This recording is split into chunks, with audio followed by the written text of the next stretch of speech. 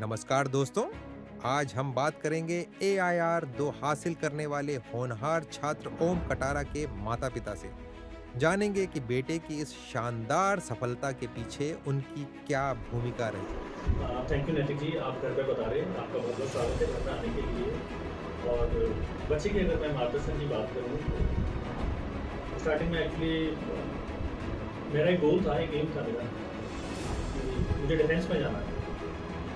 मैंने उसके लिए बहुत सारी मेहनत भी की और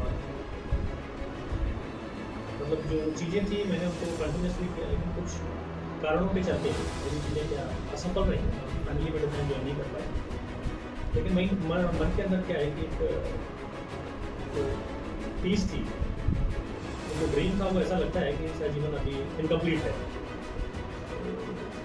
वो चीज़ें मैंने मेरे बच्चों के लिए, क्योंकि जो चीज़ मैं जीवन में नहीं कर पाया वो मेरे बच्चे करेंगे। उसके लिए क्या है कि मैंने बच्चों को जब ये सेकंड क्लास में पढ़ रहा था, सेकंड क्लास से ही हमने सोचा था कि इसके लिए जो मैं प्रयास करूँगा बेस्ट से बेस्ट एजुकेशन दिला दूँगा।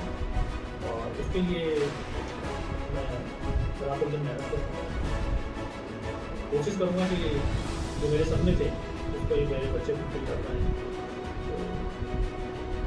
तो मैं लास्ट मेरी जर्नी थी जहाँ मैं काम करता था, वहाँ पे एक मेरे बॉस थे, वो आर्मी मेजर जनरल से रिटायर्ड थे। तो उन्होंने मुझे बताया कि बेटा हमेशा आप ऐसा करो कि उनको बच्चों को क्या है, आपको प्रिपरेशन कराओ उसके बारे में।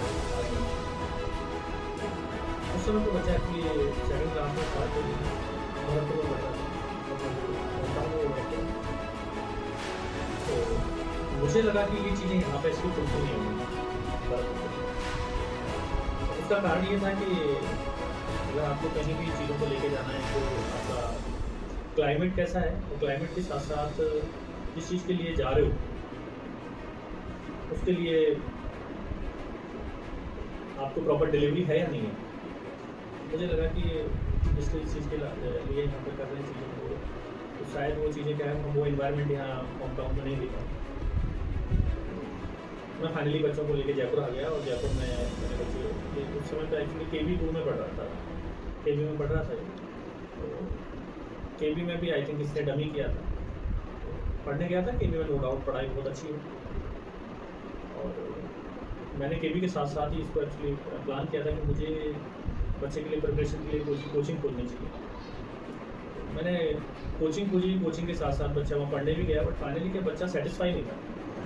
वो सेटिस्फाई इसलिए नहीं था कि गैदरिंग बहुत ज़्यादा था, भीड़ बहुत ज़्यादा था, और जो बच्चे के डाउट्स होते थे एक्चुअली वो क्लियर नहीं हो पा रहे थे। जब भी बच्चा घर पे आता था तो मैं ऐसे पूछता था तो बेटा क्या पढ़ा आज आपने, ये मुझे एक्सप्लेन करता था ये चीज़ें हैं, बट इनमें मेरे ये क्वेश्चन क्लियर नहीं होते।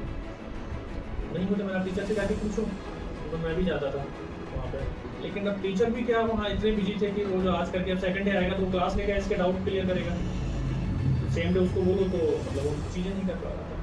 तो मुझे साथ ही हमारा ये था कि मैं एक वेट कर लेते हैं गुरुकुल कुरुक्षेत्र का, क्योंकि मैंने उस स्कूल के बारे में विजिट भी की थी जाकर, बहुत सुना भी था, और सुनने के साथ साथ मतलब चीज़ें मुझे कुछ यूनिक भी नज़र आई। तो